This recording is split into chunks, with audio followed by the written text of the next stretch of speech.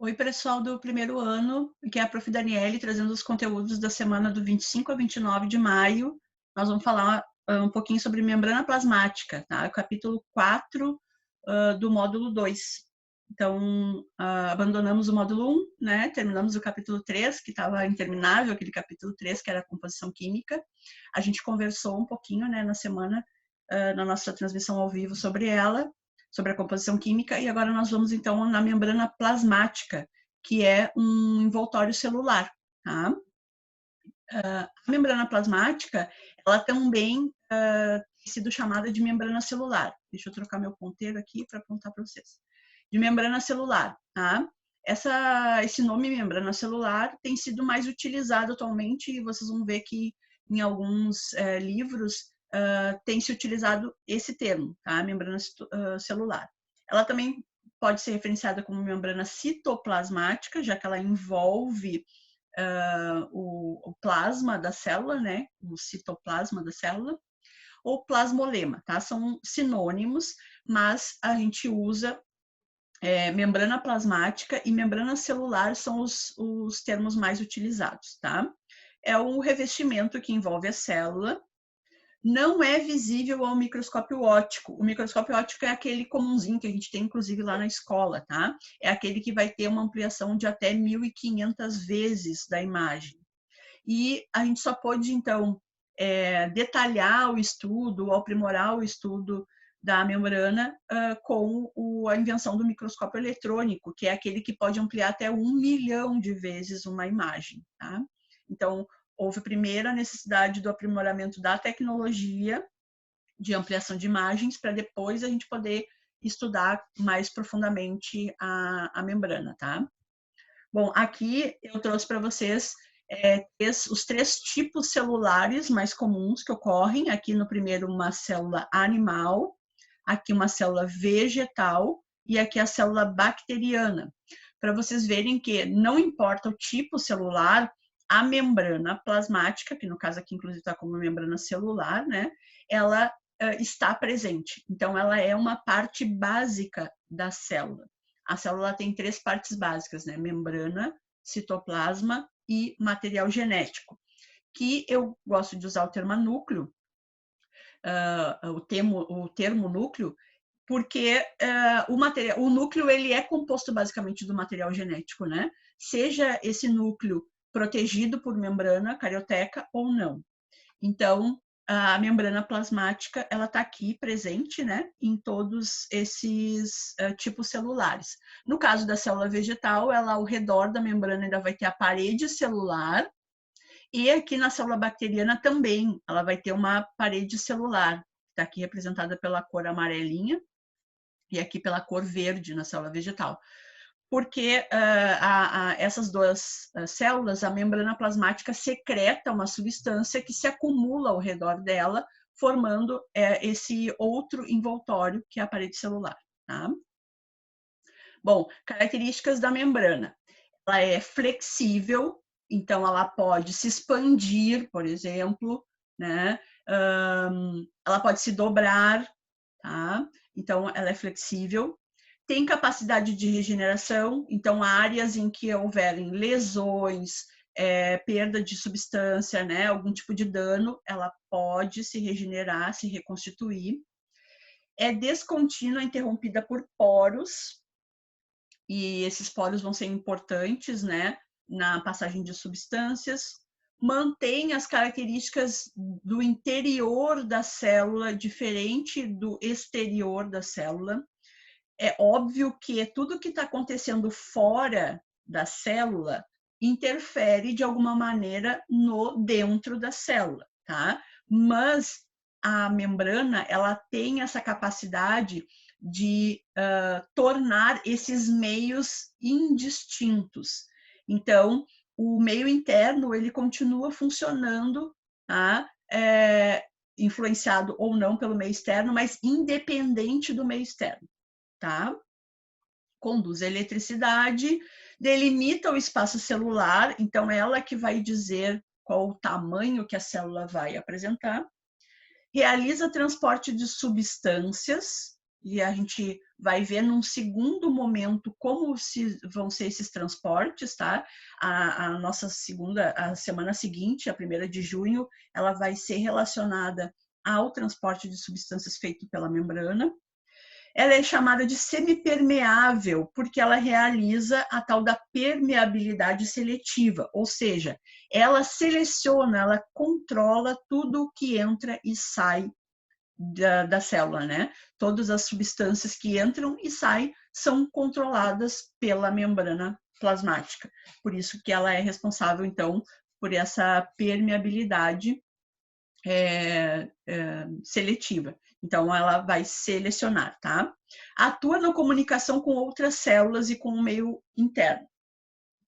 Então, a gente vai ter, inclusive, agora a gente vai ver a estrutura dela, substâncias, que a gente viu lá no capítulo 3, agora a gente vai falar um pouquinho dessas substâncias na composição da membrana, que vão ser importantes nessa comunicação, ou seja, como que ela vai se relacionar com as outras células que estão ao seu redor.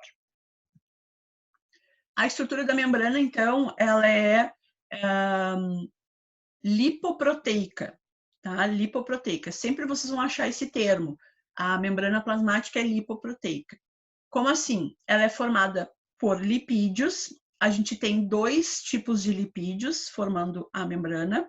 Os fosfolipídios, que são um tipo de glicerídeo, a gente viu lá no capítulo 3, né, os lipídios, são um tipo de glicerídeo que tem o fosfato associado, tá?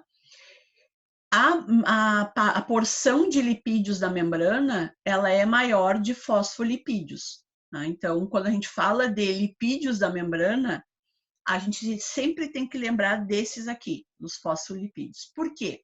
Apesar dela ter o colesterol e ele ter uma importância ali na membrana, ele está em quantidade muitíssimo menor do que os fosfolipídios. Inclusive, ele é uma molécula menor, né, de tamanho, ele fica mergulhado nas camadas de fosfolipídios.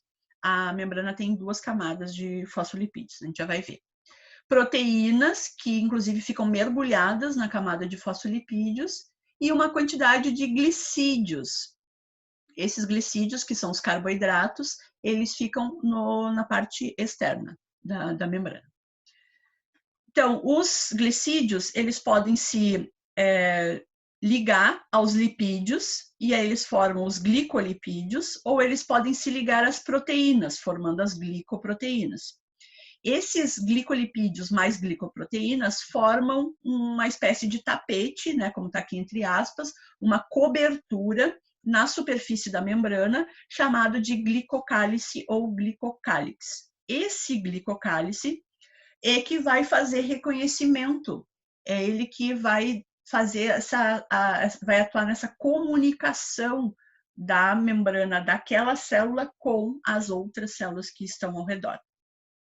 E também ele dá uma certa identidade para a célula. Então, a gente diz que o glicocálice ele é a impressão digital da célula, ele é único para cada célula.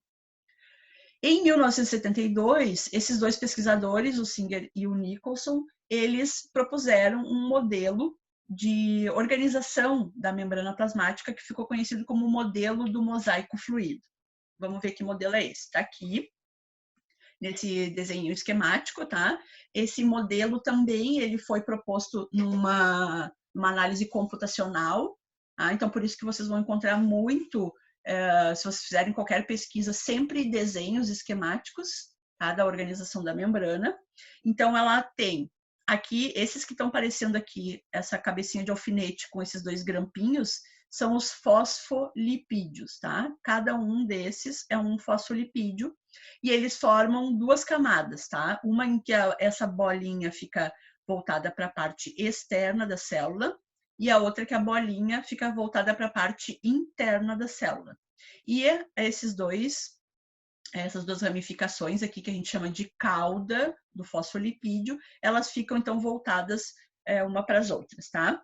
Essa região da bolinha, ela é uma região onde a gente tem uma molécula de glicerol associada a uma molécula de fosfato.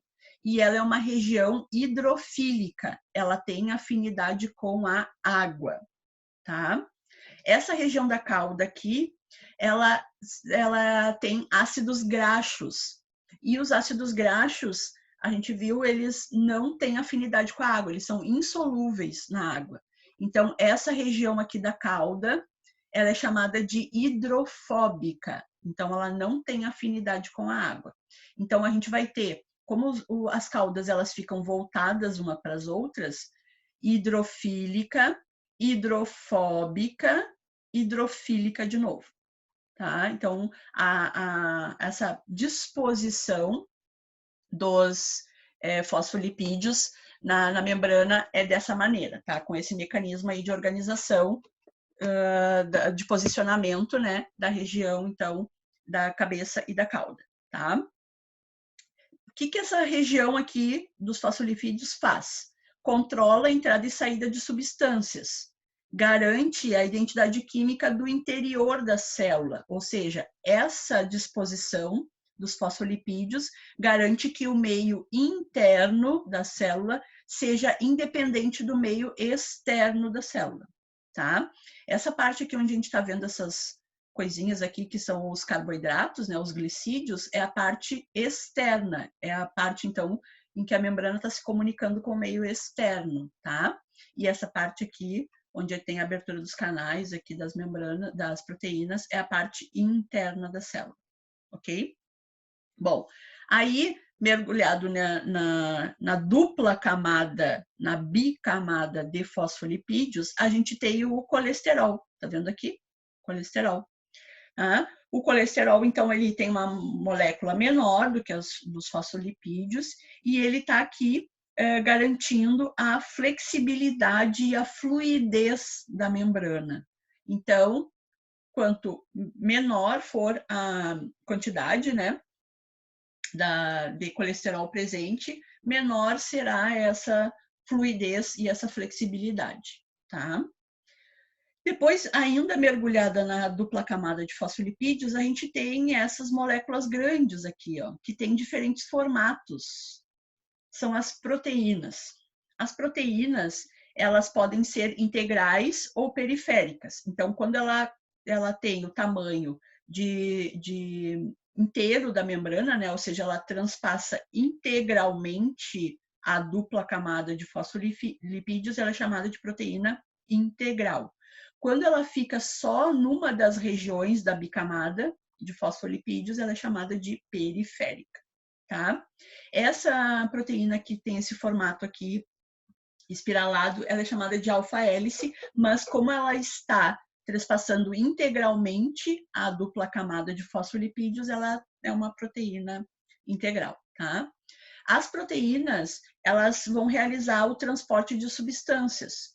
Então, a gente tem, na verdade, dois mecanismos aqui na membrana que podem realizar transporte. Um é a passagem direta entre os poros que existem aqui na dupla camada de fosfolipídios, e a outra, que é a mais utilizada, é a passagem pelos canais de proteína, tá? E aí a gente vai ter esses canais no interior das proteínas de maneira específica e inespecífica. Como assim? A gente pode ter passagem independente do formato e tamanho da substância por esses canais, ou a gente pode ter ainda canais com tamanhos e formatos específicos. Então, por ele só vai passar a substância X ou Y, aquela que encaixe naquele formato, né, feito pela passagem da proteína. Quando a gente for falar um pouquinho dos transportes da membrana, a gente vai entender um pouquinho melhor como é que vão se dar essas proteínas especiais, tá? Essas proteínas específicas, ok? Mas elas vão ter esses canais internos de passagem de substâncias, e elas, então, que vão ser responsáveis por transporte dessas substâncias.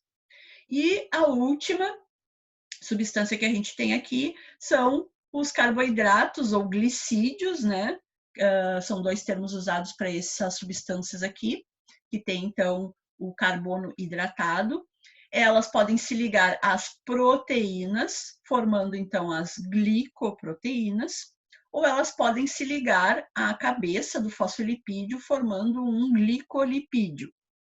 Tanto glicoproteínas quanto glicolipídios vão formar, então, essa região, né, com essas ramificações aqui, que é chamada de glicocálice, tá? E como eu falei antes ali, ela vai dar identidade para a célula, vai realizar comunicação, reconhecimento celular, então ela que vai ver quem está se aproximando, pode se aproximar realmente, né? Como é que vai se dar essa relação agora da membrana em relação a essa substância que está se aproximando, né? Ou essa outra célula que está se aproximando. E ela vai dificultar também a desidratação celular, tá? Então, é uma região super importante da membrana plasmática. Por que que o modelo foi chamado de mosaico fluido?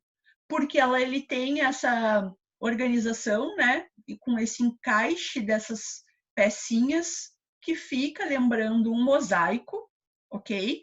E fluido porque essas proteínas que estão mergulhadas, elas não ficam estáticas, elas se movimentam.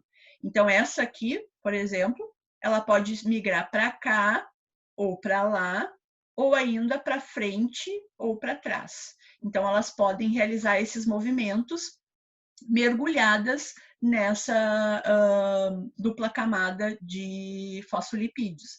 Lembra? Os fosfolipídios têm colesterol e eles vão dar fluidez e flexibilidade. Então, a presença do colesterol é que garante essa movimentação das proteínas na dupla camada de fosfolipídios. Então, essa movimentação, essa fluidez dada, né, por essa movimentação intensa das proteínas, é que vai dar, então, a característica de fluido lá do modelo proposto pelo Singer e pelo Nicholson, ok? Bom, a membrana ela vai ter especializações, ela vai ter modificações para melhorar suas funções, né? Para adequar as suas funções, e essas modificações elas vão se dar em algumas regiões, tá? Não é toda a membrana que vai ter essas especializações, vai depender muito da região em que aquela célula está no corpo do ser vivo e qual é a função dela, né, como célula naquela região. Então, a gente vai ter essas especializações aqui, microvilosidades, desmossomos, as junções comunicantes, zona de oclusão e de adesão, interdigitações e a parede celular, tá? Que eu falei lá no início que ela é produzida, né, ou feita, executada a partir de substâncias secretadas pela própria membrana. Então, vamos lá. Então, aqui, as microvilosidades são essas dobras aqui, parecem uns dedinhos, né? Numa das faces da membrana, aqui a gente tem o resto da membrana da célula, né? Isso aqui é uma célula, ó, acompanhe pelo marcador, pelo ponteiro. E numa das faces da membrana, ela vai ter essas dobras, tá? Que lembram esses dedinhos. Essas dobras, elas vão aumentar a superfície de absorção celular. Então, a membrana vai ter esse tipo de especialização em regiões do nosso corpo onde a gente precise fazer a absorção. Que regiões são essas? Do intestino, por exemplo.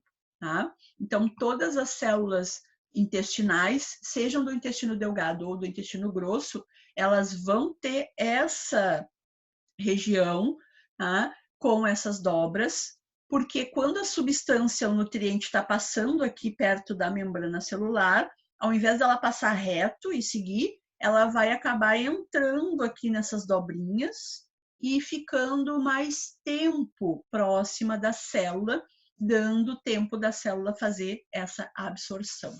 Tá? Então, essas são as microvilosidades. Depois, o outro tipo de especialização são os desmossomos, tá? Aqui a gente tem o desmossomo, e aqui eu marquei, né, o filamento de queratina. O desmossomo, ele é uma região, então, que vai ser rica em substâncias adesivas, e ele vai ter muitos desses filamentos, dá para ver aqui, ó, tá vendo?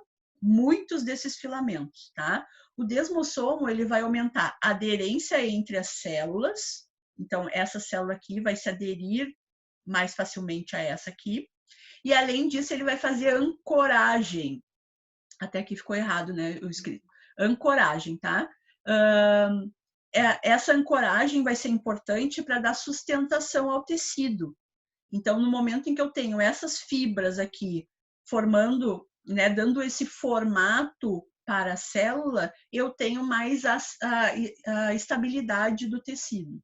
Então, o desmossomo vai fazer aderência celular e ancoragem, tá? Ele vai dar, é como se fosse o esqueleto, né? Essas fibras, esses filamentos de queratina interno vão funcionar, vão ajudar nessa sustentação como se fosse, então, o esqueleto da célula.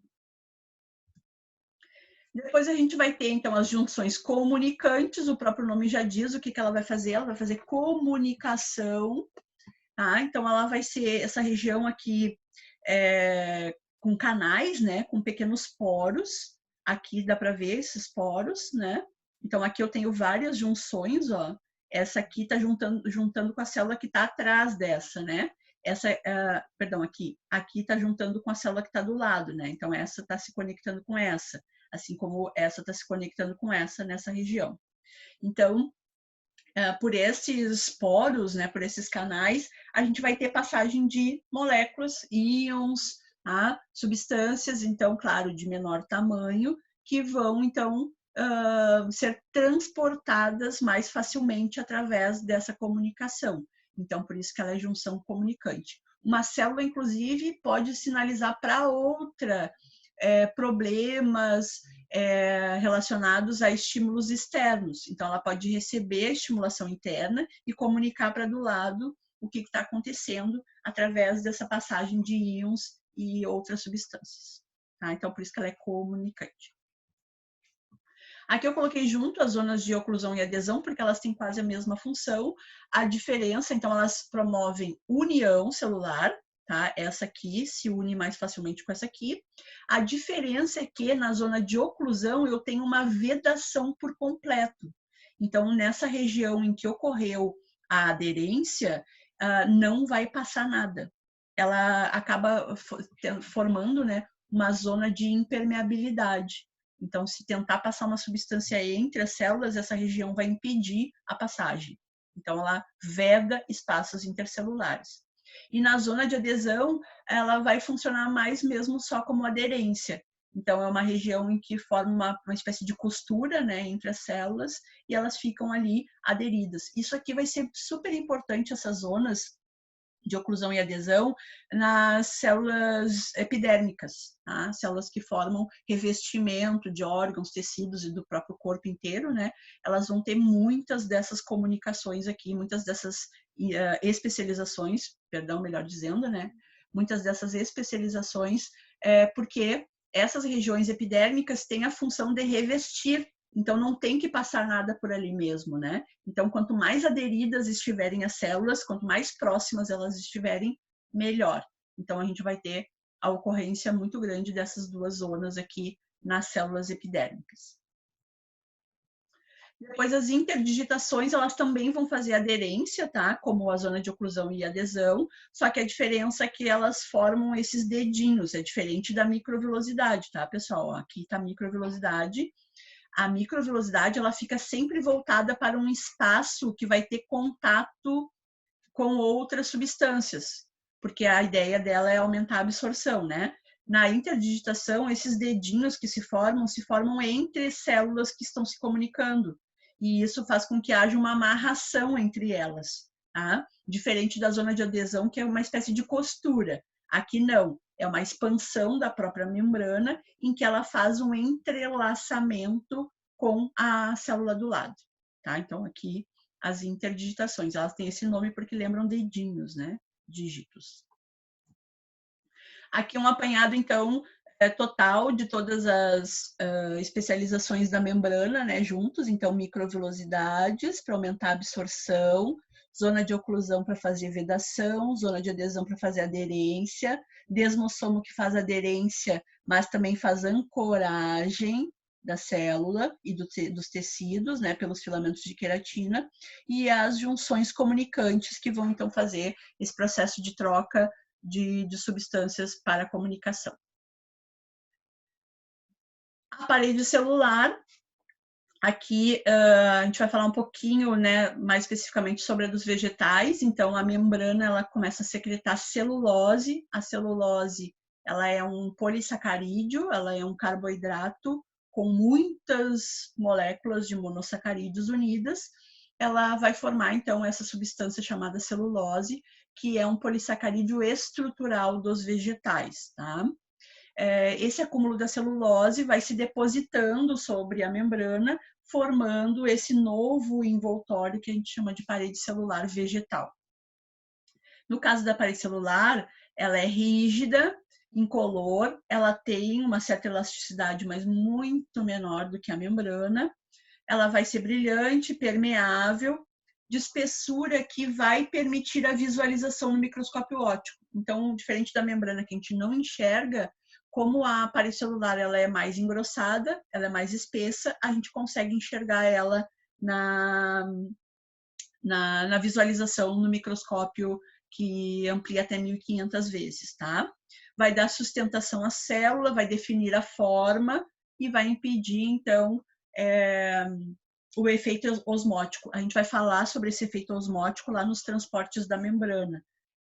A gente corre o risco nesse efeito osmótico, pessoal, de inchar muito as células e elas explodirem ou esvaziar muito a célula e ela morrer por falta de água. Então, esse efeito osmótico nas células vegetais, ele é controlado pela parede celular, tá? E além dos vegetais, a gente vai ter, então, essa parede celular também em bactérias e fungos, só que as substâncias que vão compor as paredes celulares de bactérias e fungos vão ser diferentes, né? Não vão ser celulose, como é o caso do exemplo que eu usei aqui da parede celular vegetal. Essa parede celular, ela vai ter que fazer comunicação, né? Então, a gente tem a criação, nesses casos, de canais chamados plasmodesmos. Então, aqui está o canal, ó, aqui está o plasmodesmo, aqui está a membrana e aqui está a parede celular. Então, aqui eu tenho uma célula e aqui eu tenho outra célula. E elas acabam formando esses canais comunicantes que são chamados de plasmodesmos. Então, aqui a gente tem várias células vegetais, aqui tem uma, aqui tem outra, e todas essas pontezinhas aqui formadas são esses canais chamados plasmodesmos. Aí é uma especialização muito da membrana celular vegetal. Tá? Então, me despeço de vocês, desejando uma boa semana de estudos. Fiquem bem, fiquem em casa. Beijo da prof.